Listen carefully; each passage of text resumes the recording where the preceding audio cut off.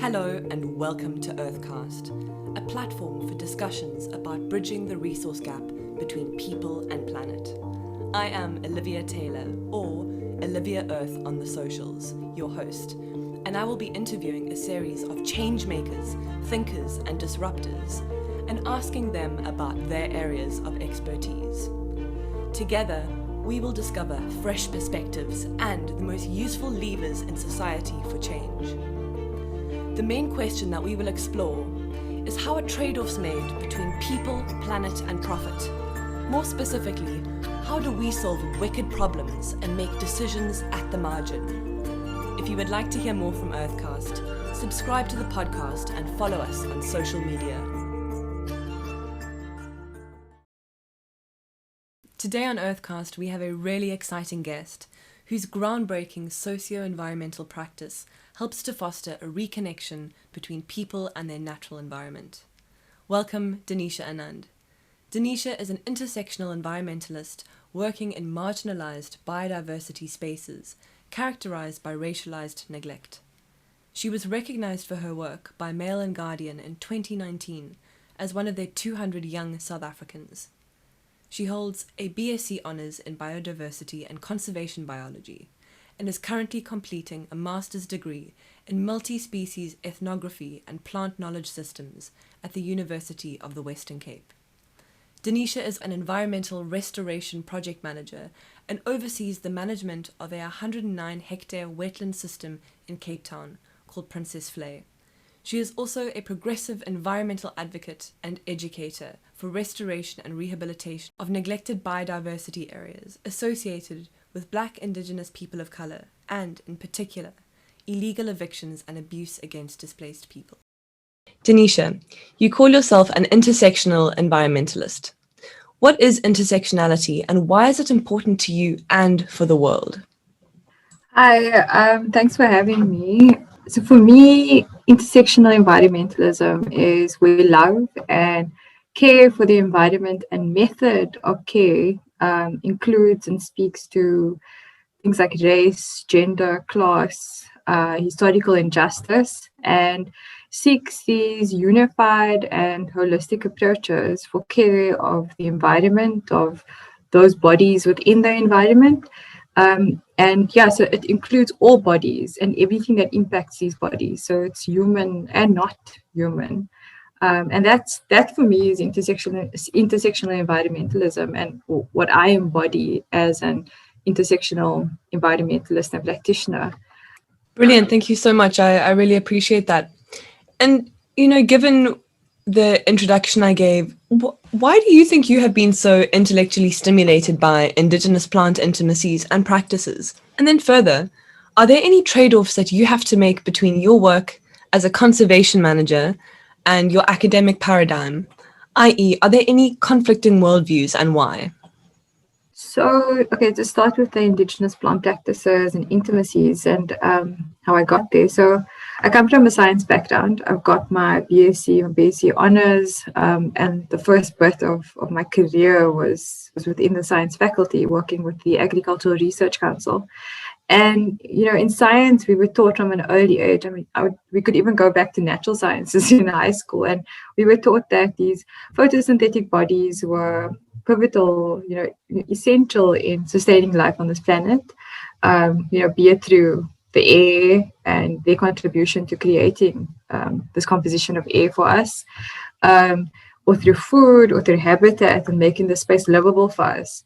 And for me, that was always something, it seemed simple, but there was so much depth to it, and it was profound and became more and more profound as I explored plants through my conservation degree, and then studying plant ecophysiology, plant chemistry,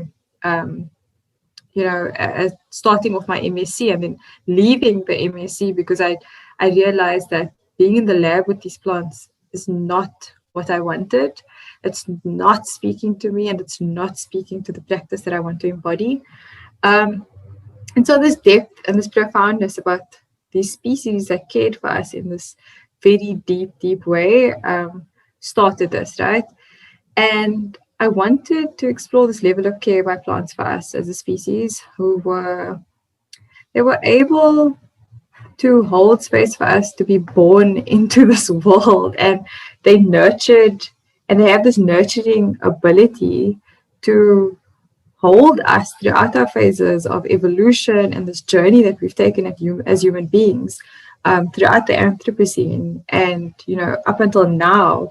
And I just wanted to explore that, like take it to that level and go, it's more than just this hard constructed idea of photosynthetic bodies exploding, producing oxygen, allowing chordates the chordata to explode, and for us to then fall in line with that level of evolution. And I just thought, we've got that narrative, but there's something more to it. And this is where my intersectional thinking came in, because I'm saying we make it so hard and cold in science, but there's a level of care there. And Indigenous people all over the world recognize this care of plants and us and plants and plants and us. And we see this in the way that they interact with plants as medicine, as food, through shelter. And that was something that spoke to me. And so I realized that there was also this movement around Indigenous people and this revival in our country. And I started exploring that within myself. And so through the self-exploration of what it means to be Indigenous as a mixed person with ancestors from all over the world, and also from South Africa, or Africa, or Southern Africa, I put all of this together, and that's where this exploration and this intrigue, curiosity, and this deep desire to understand my own intimacy with plants as this human body with ancestral knowledge. And I've done this through my work in the Northern Cape, my work at Princess Vlei, and just my own personal practice, in its entirety, in my entirety. So that's what that is. And that's what led me to my work with plant practice and intimacy. And it's still an ongoing thing. It's still something that I'm exploring, understanding every day, breaking down, a lot of unlearning happening while going through this process. And so the trade-offs with that kind of thinking, and at first it comes across as conflicted thinking, because you've got this cold, hard, structured, factual science, and then you've got the soft, feminine thinking around plants and their autonomy and their ability to give us, to nurture us, to support us. And these are not words you hear in science, but these are words that can be applied to them. And so for me, the trade-offs and like these spaces of conflict in my own work and versus my studying is the language. And so the language of humanities is not necessarily, or environmental humanities is not necessarily well received by mainstream conservationists. Ideas of care, calling plants by their indigenous names or common names, I wouldn't say it's widely accepted by a predominantly white industry, which is conservation. So there's that, yeah. Denisha, that was so beautifully poetic. I actually got goosebumps, so I really, really appreciate expressing it like that. But okay. I wanted to go back and just say one quick thing. You touched on the Anthropocene, and I've recently heard it conceptualized by Maureen Patel as the Capitalocene. And I thought that was a really interesting conception, particularly our disconnect from nature. I particularly enjoyed it when you spoke about, the feminine intimacies and relationships with plants. Yes. But to go further, as an academic, how would you like to see the tension managed between the echo chambers of educational institutions and tangible change making? i.e., how do we take all of this incredible theory and translate it into measurable outputs? So for me, again, it's looking at intersections and where we meet one another, rather than, looking at those meeting points as points of conflict.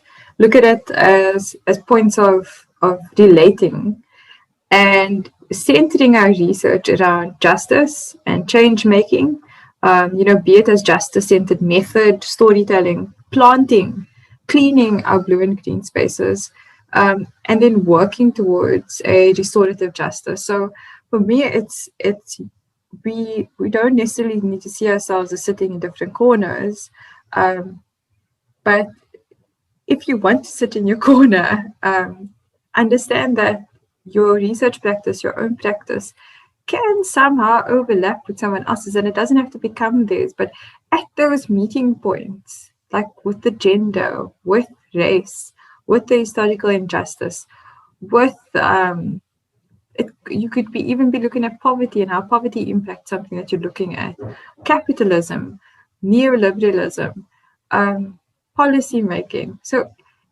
any aspect of what you are centered in, and finding that one space of commonality that allows you to relate to someone else's practice, someone else's change making. For me, that's what it's about. It's looking at the commonality, and yes, we can call it spaces of conflict where we knock heads, but that again is a meeting point and an opportunity to intersect and to center at that intersect, at that conflict point, and look at this way forward where restorative justice, where holistic approaches to restorative justice is possible. So it's about having that kind of mentality of intersectionality. That's what I feel. Thank you for explaining that in such depth. You know, Denisha, as we've both experienced recently, there's an embarrassing amount of history of ignoring Indigenous wisdom, particularly here in Cape Town with regards to fire management. And in Cape Town, we both recently experienced a fire over the last 2 weeks, which raged for 3 days across Table Mountain and caused untold devastation to nature, people, academia, budgets. So, Denisha, I wanted to know, could you please unpack some of the intersecting layers of injustice surrounding the blaze and dispel some of the misinformation circulating about the cause and the effects of the fire? Okay, so for me, it's looking at this fire. So it's one event, but it's so layered. And I'll start with the environmental aspect of it, because that's what most of us have been speaking about. And it's looking at the pine forests above UCT and in that entire area over there, sort of university and that entire landscape. It's something everyone knows. It's a landscape we all see when we think of UCT. And those pine forests, they've been sitting there since the days of, that wicked man, Cecil John Rhodes. And those pine forests are invasive. Those are introduced species in conservation. They're alien species, which is a very hard term, but it's an introduced species. It's vicious. And the fuel load management associated with that species has not been taken on by organizations like SAMParks or even UCT's management. I don't know what their environmental management plan looks like. And so this is what this investigation is looking at now, is were you prepared for this? Were these things that you looked at? So this pine forest had these pine needles accumulating, and this was creating this fuel load. And pine needles burn, they give off so much heat and they burn. And so now you've got this forest that's been sitting there for years, and you've got this fuel load just waiting to burn. And then you look at the fire breaks, because of maybe a fire break could have helped with that fuel load management sitting over there just waiting to explode. But then, someone shared this image plotting out. It's a restoration practitioner that I know.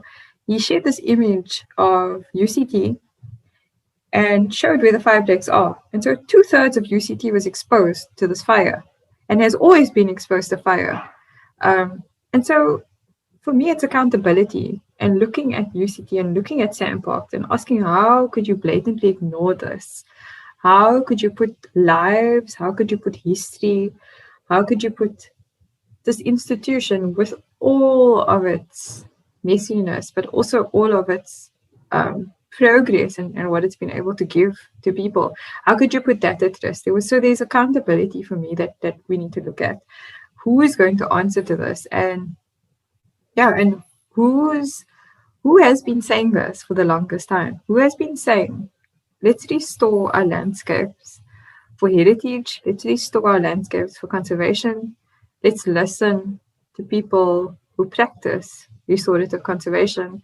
So, who was ignoring those voices? Because those voices have been an echo for the longest time. In the conservation community, we've been talking about this for the longest time. This is not even bringing in the Indigenous community, the local Indigenous community, the heritage committees.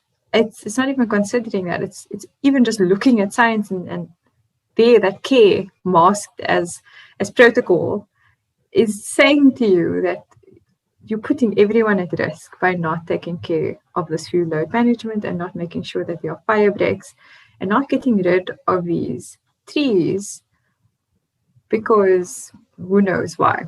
Is it some nostalgic roads legacy? Is it, who knows why? So that was the first thing. And then it's the city's policy and how the city has treated homelessness or displaced people in the city of Cape Town. So this is another, so I'm stopping at environmentalism now and I'm going to this and saying we have thousands of people who are homeless, who have been evicted, who have been have lost land, homes, products of the Group Areas Act and have never recovered since then, products of apartheid, of colonialism, and have never recovered since then, be it because of alcoholism, be it because of drug abuse, be it because of running away from home for whatever reason. They are just displaced people everywhere. And these people live in the mountains. They live anywhere that they can find a safe place where they're not going to be murdered, raped, attacked by criminals and by law enforcement and by city officials. So you have the space in the mountain where someone was living, making a fire for themselves to keep warm, cook food, and somehow this fire, it's just the wind caught it and it was taken. And so that combination of this person sitting in the bush, making a home in this bush, and we find out later that this is a Tanzanian national who had applied for a study visa, who was waiting for a study permit and has been living in the mountain, waiting for that. And that gives me chills because it's so difficult to process. And then to simply classify this person as an arsonist and to assume that what they had done was malicious and had the intent to do harm, for me, speaks to a level of just carelessness and an extreme disconnect by governance.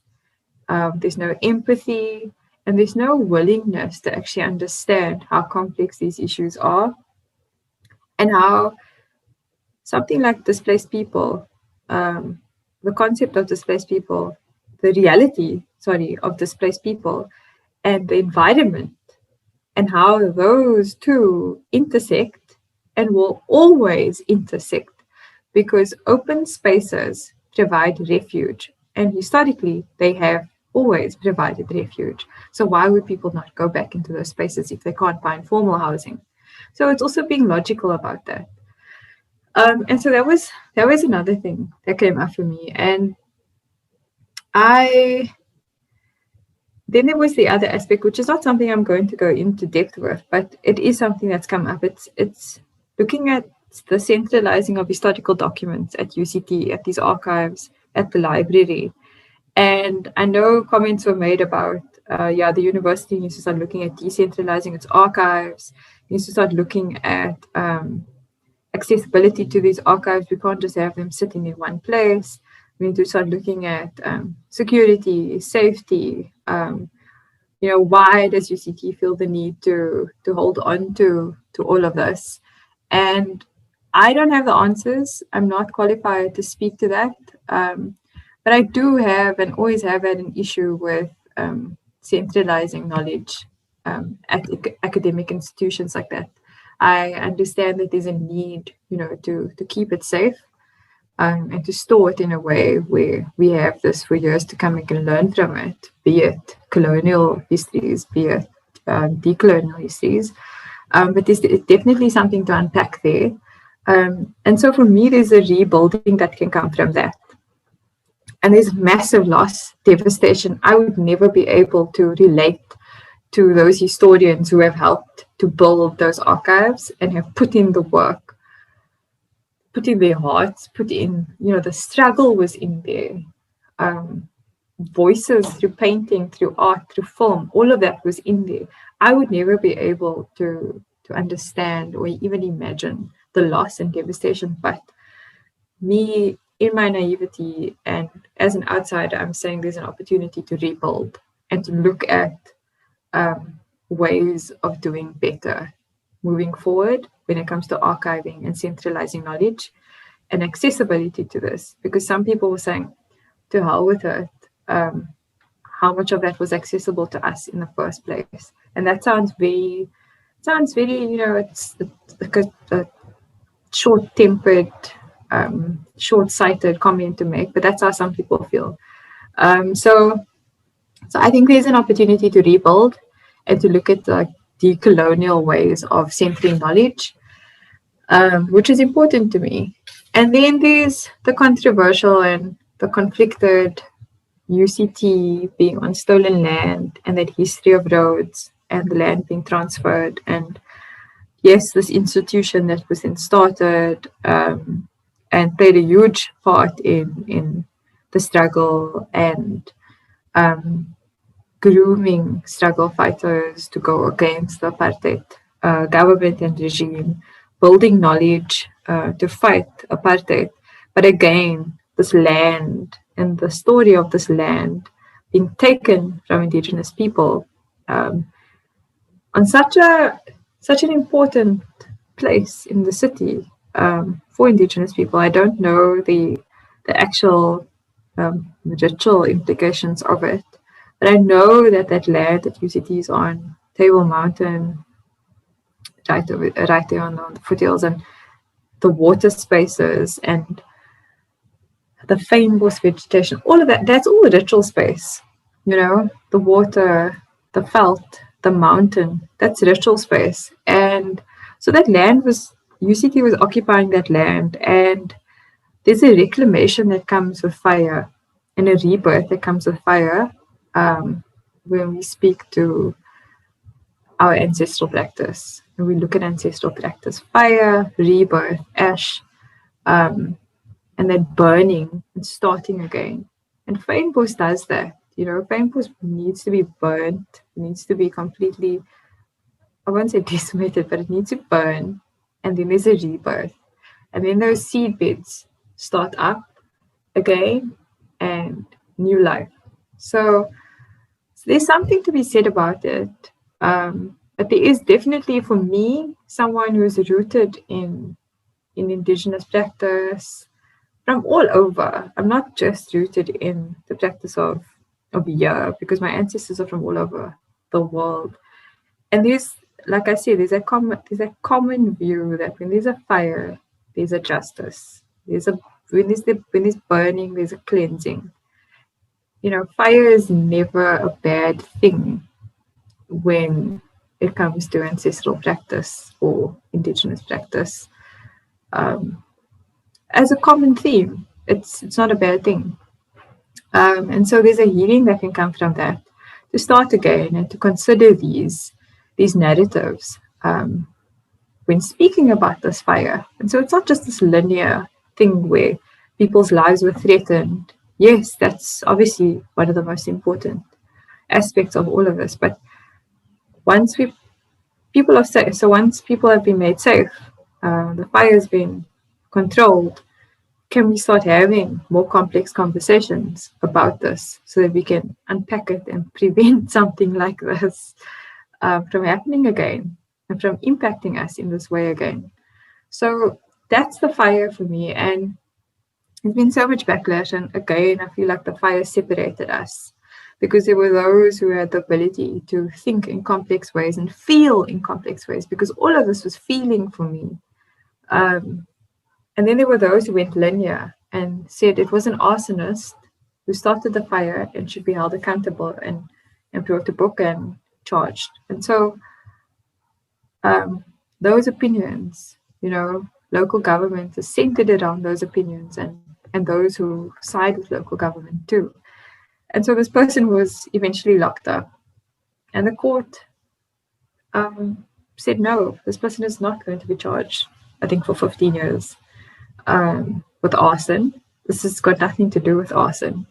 And so it showed, like, after doing investigation, the case opened up all of this innocent person living in the mountain because of being homeless, because of applying for permits and not being able to study. He was hiding himself, and was criminalized by a system that wasn't working, again, for foreign nationals, for African people. So there's all of that needs to be unpacked, and that's an entire conversation on its own. But that for me is how I would like to have conversations.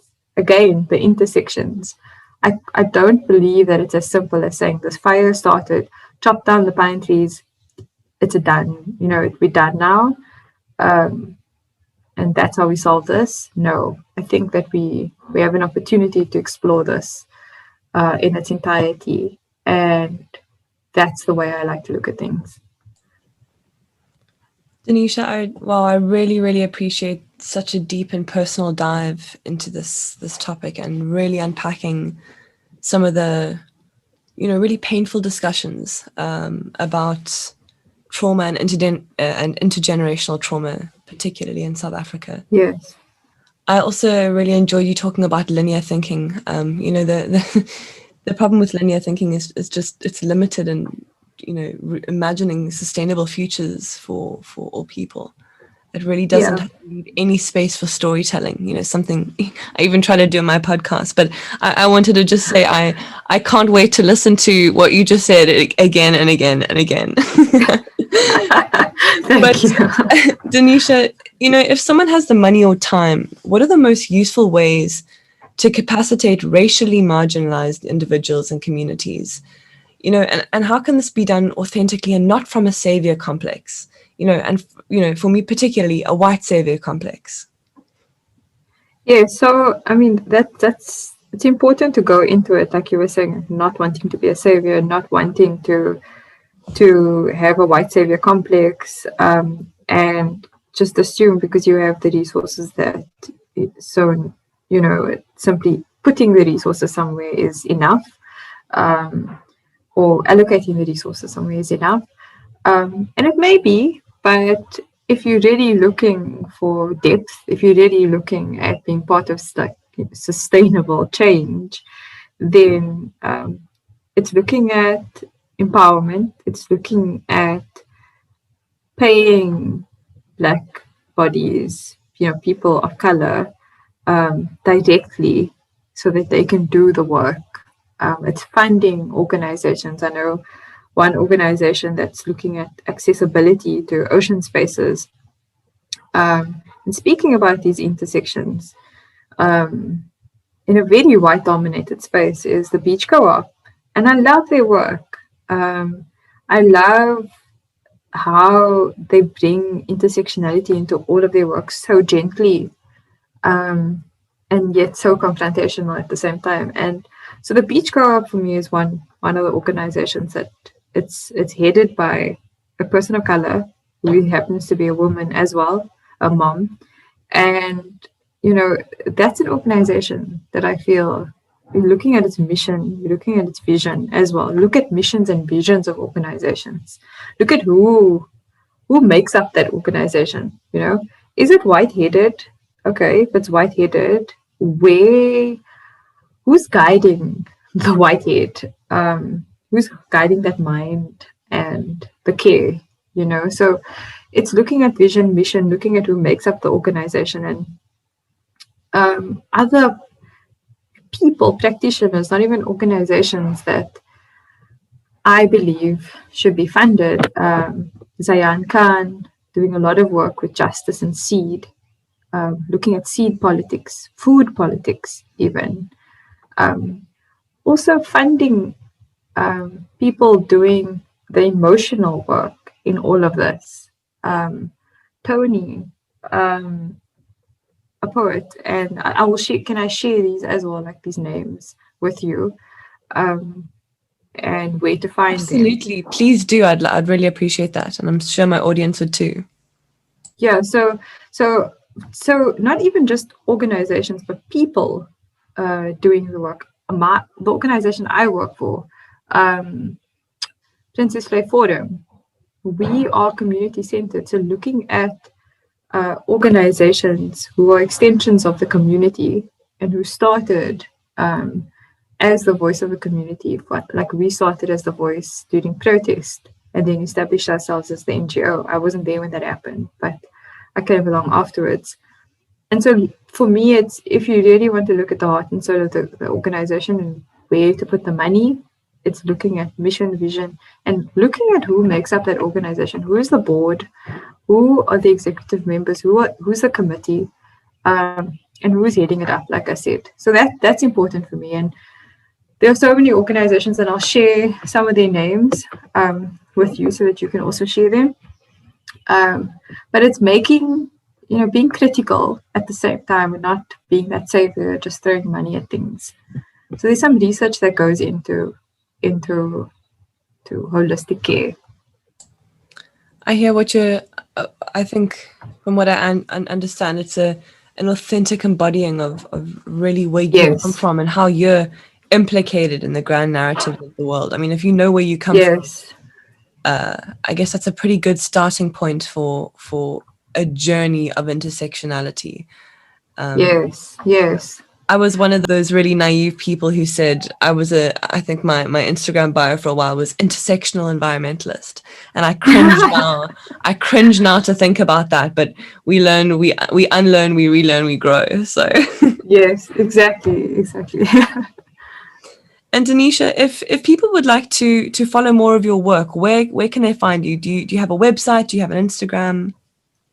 So there's the Princess Vlei website that I'll share with you. A lot of my work documented at the Vlei is on there. We also got a newsletter that goes out regularly, AGM that you can attend virtually now. And then there's my Instagram account, which is the Planthropologist. It is a private account, but I do allow people I try to regulate it as far as possible because the conversation is so controversial. And then obviously there's my public account, which is the Vegetable Evolutionist account. And that's sharing more of the justice, the plant, practice and intimacies. Brilliant. Thank you so much for sharing that. I really appreciate it. And so now, last question. Denisha, given your expertise, what question should I have asked you? So for me, the question would have been, so how has racialized neglect of green spaces impacted how we do conservation? So that's one of the things that, my practice is centered around. It's looking at a place like Princess Vlei, which has been directly neglected because this green space was in close proximity to brown bodies, classified as colored bodies. And even though the space had critically endangered vegetation was a conservation area, 109 hectare conservation area, it was neglected, by the apartheid government and the post-apartheid government.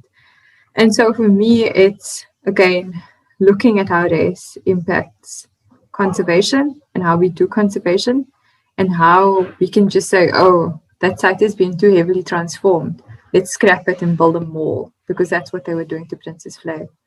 And so I want to be asked the question, like, how does racism impact the way that we do conservation so that we can start looking at the neglect that we practice as conservationists, how we turn a blind eye to racism by saying that an area is being too heavily transformed and not asking the questions why, and not saying, you know what, because of justice, because of restorative practice and what it actually means, we need to start allocating funds to that and actually make an effort to start restoration at some point in those areas, and not just turn a blind eye and say, okay, well, Constantia's got this little pocket and we know that we can actually do restoration over there. Boston's got this little pocket. Let's go and do some restoration over there because it seems worth it. And it's having those difficult conversations, and also checking our own practitioners, checking our, elders in the community, our giants in the community, and saying to them, but this was during your time. This happened during your time. How are you going to fix this now? So that's a question I always want to be asked, and I'm always ready to answer, because it speaks directly to the work that I'm doing and to me as a justice-centered or a person who centers my work around justice and conservation. Thank you for joining me today at Earthcast. If you enjoyed what you heard, please subscribe to this podcast and leave a review. Let's chat next episode, where I will be asking more creatives and intellectual disruptors about making decisions at the margin. See you next time.